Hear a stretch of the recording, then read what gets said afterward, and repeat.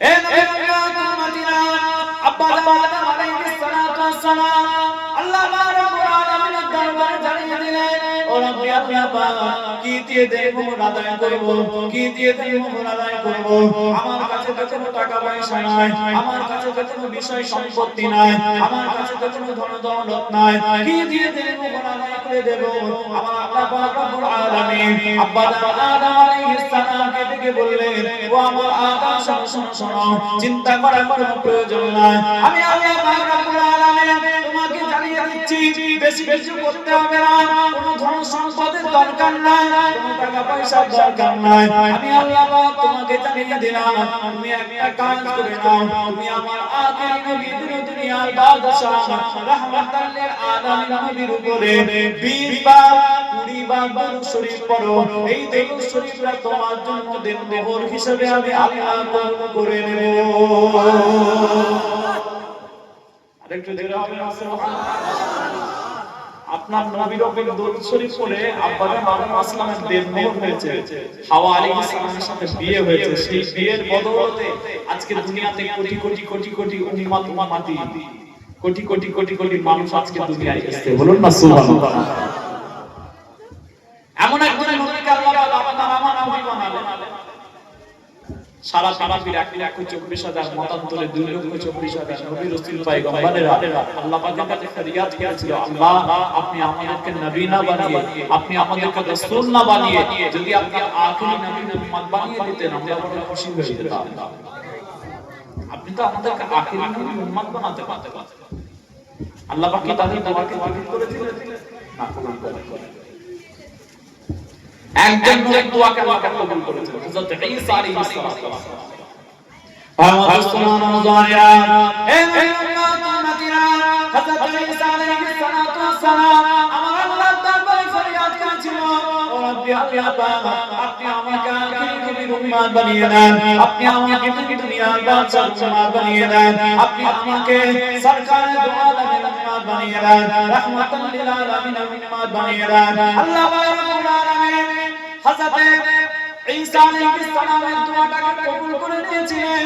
কিয়ামতের পূর্বেতে যখন ঈসা আলাইহিস সালাম আবার যখন দুনিয়ার জমিনে আসবে, দামেস্কের জামে মসজিদের ছাদের মিনারের কাছে হযরত ঈসা আলাইহিস সালাম দুইজন ফেরেশতার উপর ভর করে যখন দুনিয়ার জমিনে আসবে, সময়টা হবে আসরের সময়, সময়টা হবে আসরের সময়, সময়টা হবে আসরের সময়, আযান হয়ে যাবে, ইকামত হয়ে যাবে। দামেস্কের জামে মসজিদে হযরত ঈসা আলাইহিস সালাম দুনিয়ার জমিনে আগমন করবে। ইমাম মাহদী আলাইহিস সালাতু ওয়াস সালাম দামেস্কের জামে মসজিদের ভিতরে নামাজে দাঁড়ানোর জন্য ইমামতির জায়গাতে দাঁড়িয়ে যাবে। শুধুমাত্র নামাজটা ধরে নেওয়াটা বাকি থাকবে, তাকবীরে তাহরিমাটা বাকি থাকবে। এমন একটা সময়তে জানা যাবে হযরত ঈসা আলাইহিস সালাম দুনিয়াতে অবতরণ করেছেন। ও দুনিয়া মুসলমান, ইমাম মাহদী আলাইহিস সালাতু ওয়াস সালাম হযরত ঈসা আলাইহিস সালামকে সামনের দিকে আগিয়ে দেবেন। ও ঈসা আলাইহিস সালাম, আপনি আমাদের জন্য ইমামতি করেন, আপনার ইমামতিতে আমরা নামাজ আদায় করব। হযরত ঈসা আলাইহিস সালাতু ওয়াস সালাম ইমাম মাহদী হুজুরকে বলবেন, ও ইমাম মাহদী আলাইহিস সালাতু ওয়াস সালাম, আমি ঈসা নবী ইমামতি করব না, তুমি ইমামতি করো, তুমি ইমামতি করো। আজকে দিনে তোমার ইজ্জত আল্লাহ পাক বেশি করেছে, কেন তুমি ইমামতি করবে? আমি ঈসা নবী তোমার পিছনে নামাজ পড়ব, কারণ আমি ঈসা আলাইহিস সালাম আজকে দুনিয়াতে নবী হিসেবে আসি না, আমাকে আল্লাহ পাক রব্বুল আলামিন এই কিয়ামতের পূর্বে আবার দুনিয়ার জমিনে আমাকে পাঠিয়ে দিয়েছেন। আমি ঈসা নবী হিসেবে আসি না, আমি আখিরি নবী, দুনিয়ার বাদশা রাহমাতাল লিল আলামিনের উম্মত হিসেবে দুনিয়ায় আগমন করে নিয়েছি। আরেকটু জোরে হবে না সুবহানাল্লাহ। আমি ইমামতি করতে পারবো, আমি আখিরি নবী মুহাম্মদুর রাসূলুল্লাহ সাল্লাল্লাহু আলাইহি ওয়াসাল্লামের উম্মত হিসেবে দুনিয়ায় এসেছি, বলুন না সুবহানাল্লাহ। আপনি ইমামতি করে, আমি ঈসা আলাইহিস সালাম আপনার পিছনে নামাজ আদায় করব, জোরে বলেন সুবহানাল্লাহ। কিন্তু 1,24,000 মতান্তরে 2,24,000 নবী রাসূলদের যে দোয়াকে আল্লাহ কবুল করলেন না, কি দোয়া চেয়েছিল? যে আল্লাহ আপনি আমাদেরকে আখিরি নবীর উম্মত বানিয়ে দেন। এই দোয়া চেয়েছিল। আল্লাহ পাক যে কবুল করেন, আল্লাহ পাক রব্বুল আলামিন তাদের জন্য একটা সান্ত্বনা পুরস্কারের ব্যবস্থা করেছেন। আল্লাহ পাক রব্বুল আলামিন তাদের জন্য একটা সান্ত্বনা পুরস্কারের ব্যবস্থা করেছেন। কি সেই সান্ত্বনা পুরস্কার? রজব মাসের 27 তারিখ, 27 রজব আল্লাহর মেরাজ শরীফ হয়েছিল, ঠিক কি না বলেন? মেরাজ, আমার রাসূলুল্লাহ মেরাজ হয়েছিল। আর এটা কি মাস চলছে? এটা কি মাস চলছে? রজব মাস না? অনেকে জমান ভাইরা জানুয়ারি মাস চলছে। আসলে আমরা তো আরবি ভাষা পড়ি না। রমজান মাসে তবে জানি যে না ভাই রমজান মাস আসছে। শাওয়াল মাসে জানি যে না ঈদুল ফিতর। রবিউল আউয়াল মাসে জানি যে না আমার নবী পাকের মিলাদুল নবী মাস আসছে। মুহররম মাসে জানি যে এবার শুহাদায়ে কারবালার ব্যাপার আছে। আশুরার ব্যাপার আছে। এই কটা মাস আমরা জানি, বাকি মাস গুনতির মধ্যে আমাদের নেই। আমরা বৈশাখ জ্যৈষ্ঠ ভালো মনে রাখি, আর জানুয়ারি ফেব্রুয়ারি মার্চে ওটা কোনো কথাই নেই, ওটা মনে রাখি। আর মাসগুলো আমরা মনে রাখি না। আরবি মাসের হচ্ছে একটা গুরুত্ব আছে। প্রতি মাসে যে মাঝামাঝি 14, 15 তারিখ, 16 তারিখে আইয়ামে বীজের যে একটা রোজা আছে, এই রোজার যে আল্লাহ পাকের দরবারে গুরুত্ব আছে, এসব বিষয়ে আমরা ওয়াকিবহ নই, আমরা জানি না, জানার চেষ্টা করি। আমার দোস্তরা, আমার জানেরা, এ নবীর উম্মত উম্মতিরা, আমার নবী পাক সাল্লাল্লাহু আলাইহি ওয়াসাল্লাম এই রজব মাসকে উদ্দেশ্য করে আল্লাহর দরবারে দোয়া চেয়েছিলেন। ও রাব্বি আল্লাহ পাক, আল্লাহুম্মা বারিক লানা ফি রজব ওয়া শাবান ওয়া বাল্লিগনা রমাদান। আমার নবী পাক সাল্লাল্লাহু আলাইহি ওয়াসাল্লাম আল্লাহর দরবারে দোয়া চেয়েছিলেন, ও রাব্বি আল্লাহ পাক, আপনি রজব মাসে বরকত দান করেন, এই রজব মাসের পরের মাস শাবান মাসে বরকত দান করেন, আর আমাদেরকে হায়াতটাকে বাড়িয়ে দিয়ে দিন, হায়াতটাকে টেনে লম্বা করে দিয়ে দিন, আমাদেরকে আরেকবার রমজান মাস পর্যন্ত পৌঁছে দেন। জোরে বলে আমার নবী পাক আল্লাহর দরবারে দোয়া চাইছেন কেন? ও আল্লাহ পাক, আপনি রজব মাসে বরকত দান করেন, যাতে করে আমরা বেশি বেশি করে রোজা রাখতে পারি, বেশি বেশি করে নামাজ পড়তে পারি, বেশি বেশি করে জিকির আজকার করতে পারি, বেশি বেশি করে দান সাদকা করতে পারি। আপনি শাবান মাসে বরকত দান করেন। এই শাবান মাসে একটা রাত রয়েছে, লাইলাতুল নিসফি মিন শাবান। এই শাবান মাসের মধ্য রজনী, যেটাকে আমি সবে বায়ান করে থাকি, এই রাতটা এমন একটা গুরুত্বপূর্ণ রাত। আমার আল্লাহ পাক রব্বুল আলামিন সারা পৃথিবীর সমস্ত মুসলমানকে মাফ করে দেন, সমস্ত মুমিনদেরকে মাফ করে দেন, একমাত্র মুশাহিদ বান্দা ছাড়া এবং মুশরিক বান্দা ছাড়া, এই দুটো বান্দা ছাড়া আল্লাহ পাক সবাইকে মাফ করে দেন। যাদেরকে মাফ করেন না তারা কারা? যারা আল্লাহর সাথে শিরক করেছে, তাদেরকে আল্লাহ পাক ক্ষমা করে না। আর যারা দুনিয়াতে এক মুসলমান আরেক মুসলমানের সাথে হিংসা করে, এক মুসলমান আরেক মুসলমানের জন্য তার ভিতরে অন্তরের মধ্যে হিংসা রাখে, এই দুটো বান্দা ছাড়া সবে বারাতের রাতে আল্লাহ পাক কায়নাতের সমস্ত মুসলমানকে ক্ষমা করে দেন। একটু জোরে হবে না সুবহানাল্লাহ। কত মর্তবা মর্যাদার জন্য আমাদের কাছে মাসগুলো চলে চলেছে। সবে বারাত আল্লাহ পাক বলছে নির্বিচারে আল্লাহ কোনো দিকে না তাকিয়ে maaf করে দেয়। বলুন না সুবহানাল্লাহ। আপনার 40 বছর বয়স, আপনার 45 বছর বয়স, আপনার 50 বছর বয়স, আচ্ছা বলেন তো একজন মানুষের যদি 45 বছর বয়স হয়, সে রমজান মাস কটা পেয়েছে? জোরে বলে কটা রমজান মাস পেয়েছে? 45টা পেয়েছে। শাবান মাস কটা পেয়েছে? 45টা। লাইলাতুল কদর কটা পেয়েছে? 45টা। শবে মেরাজ কটা পেয়েছে? 45টা। মুহররম আশুরা কটা পেয়েছে? 45টা। প্রতি মাসের আইয়ামে বীজ কটা করে পেয়েছে? অসংখ্য অগণিত পেয়েছে। তারপর আল্লাহর দরবারে গুনাহটা মাফ করিয়ে নিতে পারে। তাহলে আমার মতো হতচ্ছাড়া, আমার মতো হতভাগা, আমার মতো এরকম দুশ্চরিত্র মানুষ দুনিয়াতে কিন্তু আছে। আমার 26 বছর বয়স, 26টা রমজান শরীফ পেলাম, তবু আল্লাহর কাছে গুনাহকে maaf করিয়ে নিতে পারলাম না। 26টা শবে বারাত পেলাম, তবু আল্লাহর কাছে গুনাহ maaf চেয়ে নিতে পারলাম না। 26টা লাইলাতুল কদর পেলাম, তবু আল্লাহর কাছে দোয়া চেয়ে maaf চেয়ে নিতে পারলাম না। চোখের পানিটা ঝরাতে পারলাম না। আমার মতো দুশ্চরিত্র আমার মতো থার্ড ক্লাস মুসলমান দুনিয়াতে কেউ নেই। আগামী দিনে শাবান মাস আসছে, আমরা সবাই ইবাদত করব, বলেন ইনশাআল্লাহ। জোরে বলেন ইনশাআল্লাহ। সামনে রমজান শরীফ আসছে, আমাদের বিভাগ এই জন্য দোয়া চেয়েছিলেন, আল্লাহ রজব মাসে শাবান মাসে আমাদের জন্য বরকত দান করেন। আর কি করেন? আমাদের হায়াতগুলোকে আরেকটু বাড়িয়ে দেন, আরেকটু বাড়িয়ে দেন, আরেকটু বাড়িয়ে দেন, আরেকটু বাড়িয়ে দিয়ে আমাদেরকে পবিত্র রমজান শরীফে পৌঁছে দেন, যাতে আমরা আল্লাহর দরবারে নিজেদের গুনাহগুলোকে মাফ চেয়ে নিতে পারি। বলুন না সুবহানাল্লাহ। আল্লাহ পাক বরকতপূর্ণ মাস সামনে আসছে, অবহেলায় কাটে। আপনারা আমাদের জন্য দোয়া করবেন, আমরাও আপনাদের জন্য দোয়া করি, আল্লাহ যেন বেশি বেশি ইবাদত করতে দেন। আমাদের এখানে ইবাদত তো দূরের কথা, এখন রমজান মাসে ভোট যদি পড়ে যায় হয়ে গেল ইবাদত ওখানে খেল কত মেলাছে, ভোট নিয়েই ব্যস্ত থাকবে ভাঙড়ের মানুষ, তাই তো নাকি? ভাঙড় ভোট নিয়েই ব্যস্ত থাকবে, মাঝখান দিয়ে রমজান চলে যাবে, ভোট নিয়ে ব্যস্ত থাকবে। আবার একটা ভোট আসবে, পঞ্চায়েত ভোট আসবে, তখনও আবার আমার রোমান্সটা মাঝখান দিয়ে চলে যাবে। আবার একবার ভোট আসবে, এমপি ভোট আসবে, তাই তো? কেন্দ্রীয় সরকারের ভোট আসবে, আবার আরেকটা গুরুত্বপূর্ণ মাস মাঝখান দিয়ে চলে যাবে। ভাঙড়ের মানুষগুলো এরা রাজনীতি করতে থাকবে, ইবাদত করতে তাদের টাইম। শুধু ভাঙড়কে দোষারোপ কি করবো? আমরা কি কম না? আমাদের হুগলি জেলাও তো একই অবস্থা। আল্লাহ পাক মুসলমানদের মধ্য থেকে এই রাজনৈতিক ফিতনাকে যাকে আল্লাহ নাশ করিয়ে দেয়, বলেন আল্লাহ আল্লাহ আল্লাহ।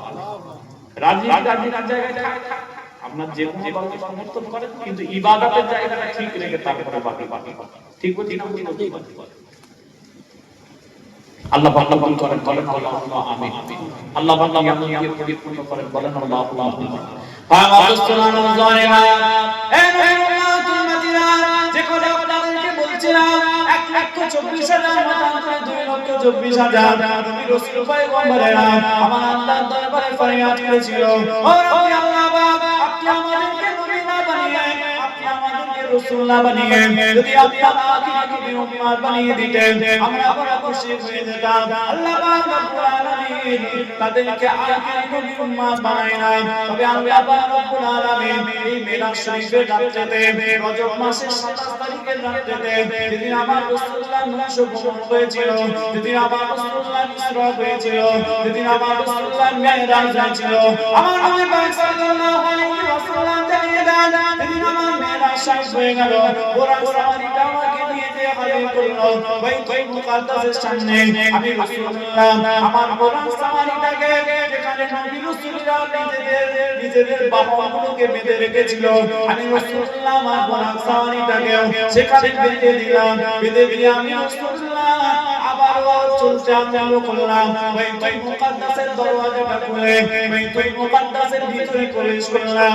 আমি রাসূলুল্লাহ দেখতে পেলাম বাইতুল মুকাদ্দাসের ভিতরে আসহাবি কারাম লাইলা ইলাল মালাইকা ওয়ার রাসূলু ফিল মসজিদিল আকসা আলা কদামি।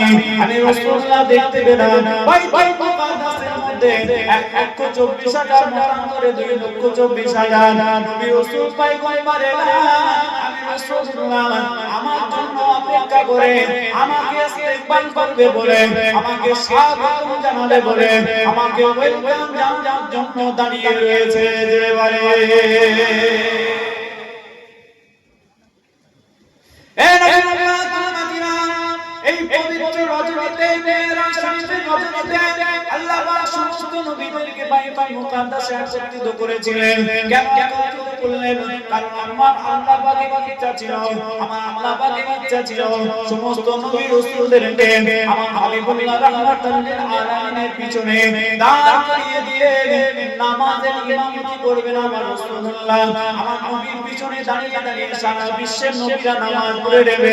আমার আল্লাহ পাক নবীদের জন্য সান্ত্বনা পুরস্কার দিয়ে দিলেন, ও আমার নবী আলাইহিস সালাম বলেন, তোমাদেরকে আমি আখির নবীর উম্মত বানাই নাই, তোমাদেরকে আমি আখির নবীর উম্মত বানাই নাই, কিন্তু তোমাদের তকদীরটা বড় করে দিলাম। তোমরা আমার হাবিবুল্লাহর পিছনে দাঁড়িয়ে দাঁড়িয়ে বাইতুল মুকাদ্দাসে বিশ্বের অন্যতম শ্রেষ্ঠ মসজিদে দাঁড়িয়ে দাঁড়িয়ে 2 রাকাত নামাজটা আদায় করতে পারবে। জোরে বলে আর জোরে বলে সুবহানাল্লাহ। নবীদের স্বপ্ন পূরণ হয়নি, কিন্তু আল্লাহ পাক তাদের জন্য একটা সান্ত্বনা পুরস্কার ছিল যে না তোমার জীবনে একবার হলেও আমার আখিরি নবীর পিছনে দাঁড়িয়ে দাঁড়িয়ে নামাজ পড়তে পারবে। জেনে বলেন সুবহানাল্লাহ। আল্লাহ পাক তৌফিক নবীদেরকে দান করেছিলেন। তাহলে আমরা কত বড় তকদির ওয়ালা নামাজ পড়েছিলেন।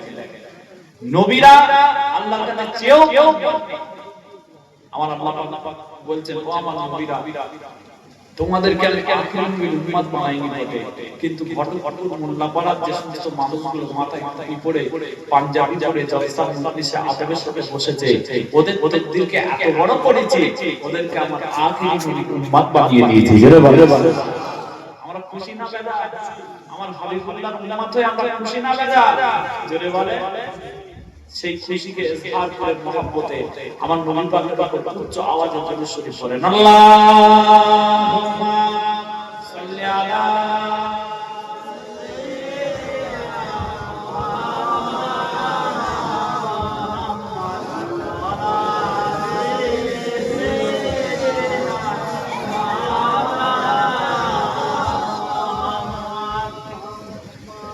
मेरी आंखें तरसती है या रब,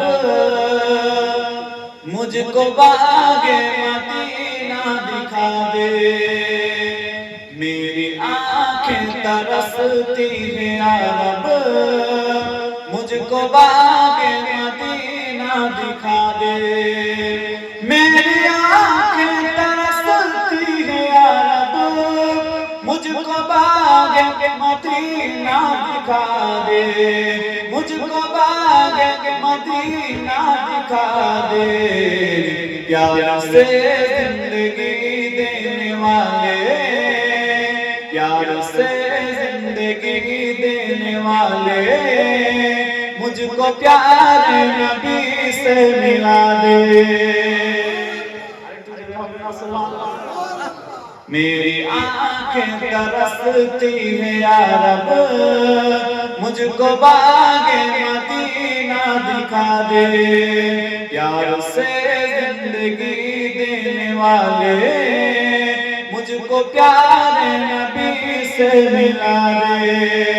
लेके तलवार फारूक घर से कत्ल करने चले थे नबी को, कत्ल करने चले थे नबी को।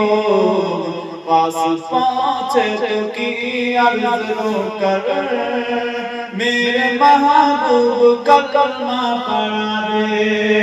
मेरी आंखें तरसती है या रब, मुझको बागे मदीना दिखा दे। तंग पे खाक जालिम के को दे, हंस के बोले बिलाल हबशी, हंस के बोले बिलाल हबशी। मैं न छोड़ूंगा दामन नबी का, मैं न छोड़ूंगा दामन नबी का। बेहया चाहे जितनी सजा दे। मेरी आंखें तरसती है या रब, मुझको बागे मदीना दिखा दे।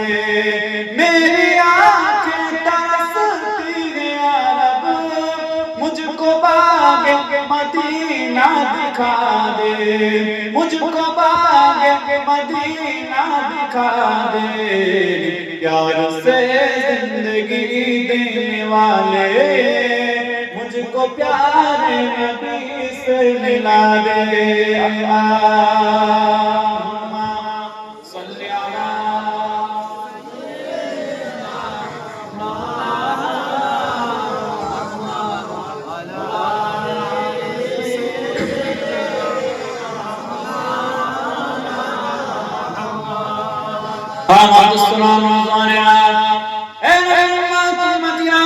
রজব মাসে আশাবাদ বসে রয়েছে।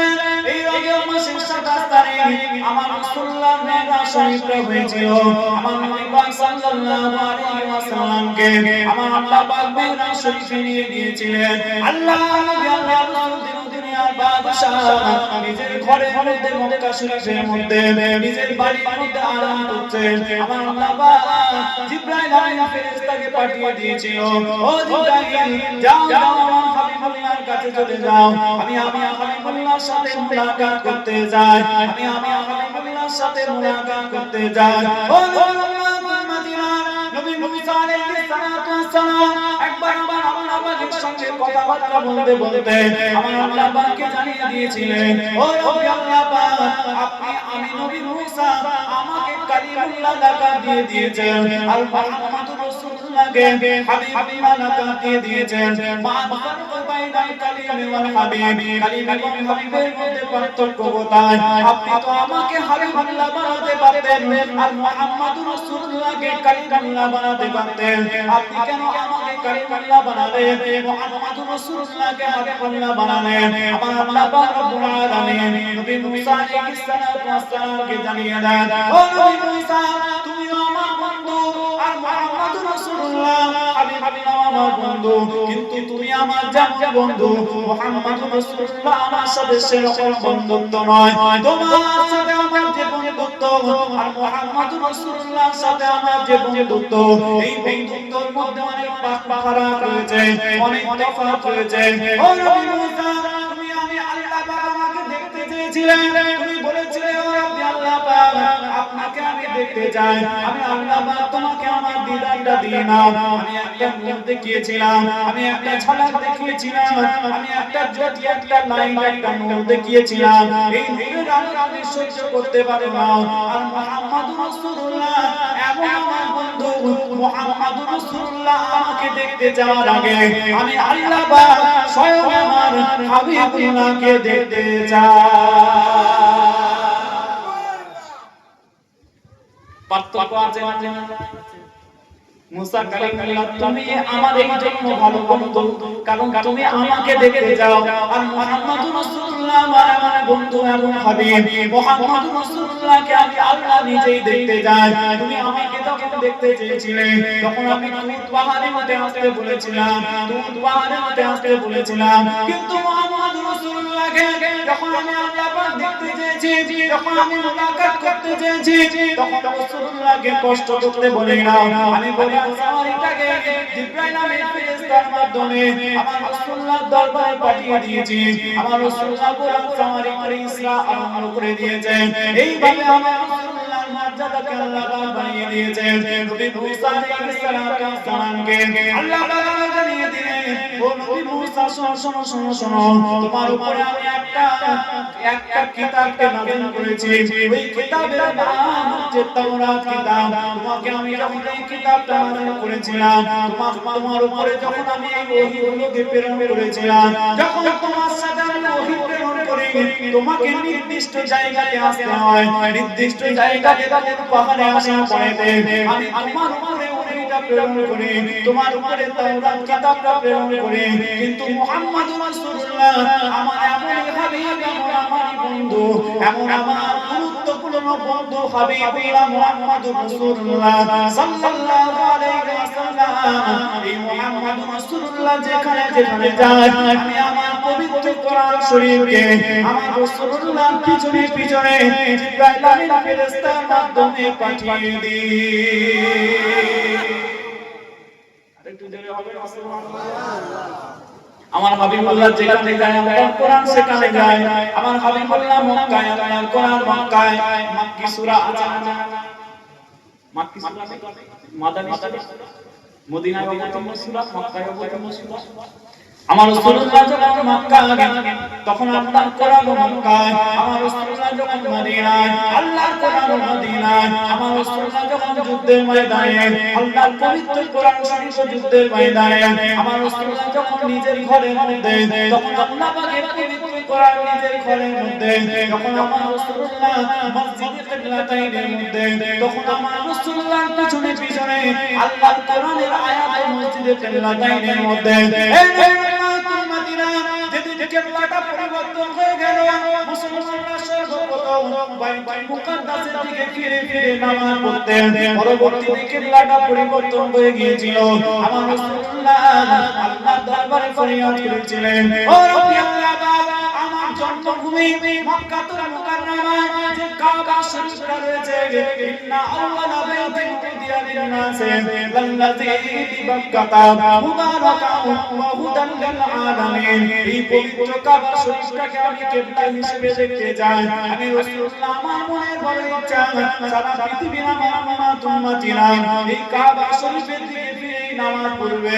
আমার আল্লাহ পাক রাসূলুল্লাহর দোয়াকে কবুল করে নিয়ে আমার রাসূলুল্লাহর উপর কোরআন শরীফের আয়াত নাযিল করলেন। নবী পাক মসজিদে কিবলাতাইনের মধ্যে যোহর এবং যোহর অথবা আসরের নামাজে দাঁড়িয়ে গিয়েছেন। 2 রাকাত নামাজ হয়ে গিয়েছে। আমার আল্লাহ পাক রব্বুল আলামিন কোরআন শরীফের আয়াত নাযিল করে দিলেন। قد نرى تقلب وجهك في السماء فلنولينك قبلة ترضاها فول وجهك شطر المسجد الحرام। আমি আল্লাহ পাক রব্বুল আলামিন আমি আমার হাবিবুল্লাহকে জানিয়ে দিই ও আমার হাবিব শুনো قد نرى تقلب وجهك في السماء। আপনি যখন অন্তরের আশা আকাঙ্ক্ষা নিয়ে অন্তরের নিয়ে অন্তরের দোয়া নিয়ে যাতে কাবা শরীফটা কিবলা হয়ে যায় এই দোয়াটা নিয়ে যখন আপনি আসমানের দিকে ফিরে তাকাচ্ছিলেন আমি আল্লাহ পাক রব্বুল আলামিন আপনার পবিত্র নূরানী চেহারা মুবারকের দিকে তাকিয়েছিলাম।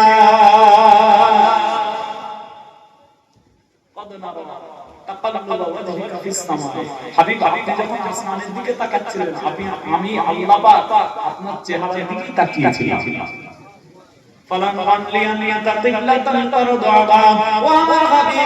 আপনি যে কিবলাটা চান আপনি যে কাবা শরীফকে কিবলা হিসেবে চান আমি আল্লাহ পাক রব্বুল আলামিন আপনার কাবা শরীফকে কিবলা বানিয়ে দিলাম।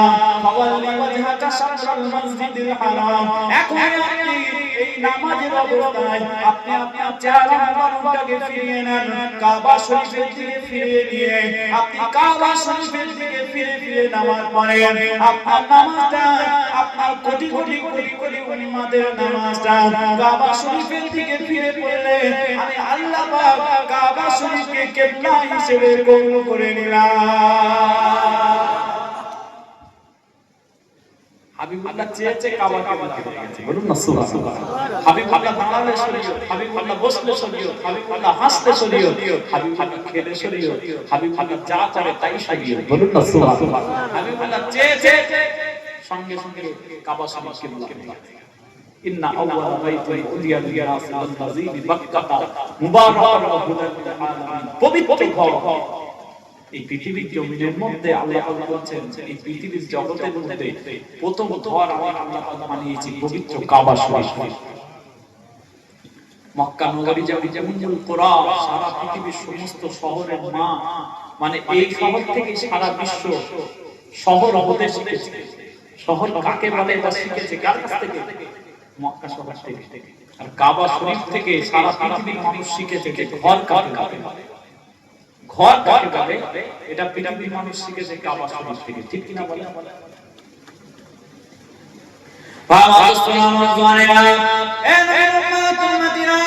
আপনাদেরকে যে কথা বলেছিলাম আমার রাসূলুল্লাহ সাল্লাল্লাহু আলাইহি ওয়াসাল্লামকে আমার নবী পাক আল্লাহ পাক এত ইজ্জত দিয়েছেন, এত মর্যাদা দিয়েছেন, এত মর্তবা দিয়েছেন। আমার আল্লাহ পাক রব্বুল আলামিন নবী মুসা আলাইহিস সালামকে জানিয়ে দেন, ও নবী মুসা তোমাকে আমি বন্ধু বানিয়েছি, তোমাকে আমি কালিমুল্লাহ বানিয়েছি। তোমাকে যখন তাওরাতটা পাঠিয়ে দিই নির্দিষ্ট জায়গায় আসতে হয়, কিন্তু আমার রাসূলুল্লাহকে নির্দিষ্ট জায়গায় আসতে হয় না। আমার রাসূলুল্লাহ যেখানে চলে যায় আমার হাবিবুল্লাহর পিছনে পিছনে আল্লাহর কোরআনটাও সেখানে চলে যায়। জোরে বলে আমার হাবিবুল্লাহ মক্কায় আল্লাহর কোরআন মক্কায়, আমার হাবিবুল্লাহ মদিনায় আল্লাহর কোরআন মদিনায়। হাবিবুল্লাহ যেখানে আল্লাহর কোরআন শরীফ সেখানে। আম্মা জান আয়েশা সিদ্দিকা রাদিয়াল্লাহু তাআলা আনহাকে প্রশ্ন করা হয়েছিল, ও আমার আম্মা জান আপনি আমাদেরকে জানিয়ে দেন আমার নবী পাকের চরিত্রটা কি রকম ছিল, আমার রাসূলুল্লাহর ক্যারেক্টারটা কি রকম ছিল, আমার রাসূলুল্লাহর আচার ব্যবহারটা চলাফেরাটা কি রকম ছিল। আম্মা জান আয়েশা সিদ্দিকা রাদিয়াল্লাহু তাআলা আনহা জানিয়ে দিয়ে দিয়েছিলেন দুনিয়ার মানুষকে। ও দুনিয়ার মুসলমান শোনো, আমি আম্মা জান আয়েশা জানিয়ে দিলাম, তোমাদের রাসূলুল্লাহ যখন রাস্তা দিয়ে হেঁটে হেঁটে যেতেন, তখন আমি আম্মা জান আয়েশা লক্ষ্য করতাম, সারা পৃথিবীর মুসলমানেরা যখন লক্ষ্য করত, আল্লাহর নবী সাহাবীরা যখন রাসূলুল্লাহর চেহারার দিকে তাকিয়ে তাকিয়ে দেখতো, আল্লাহর নবী যখন হেঁটে হেঁটে হেঁটে যায়, যেন আমাদের দেখে মনে হয় পবিত্র আল্লাহর কোরআনটা জিন্দা জিন্দা হেঁটে হেঁটে যাচ্ছে।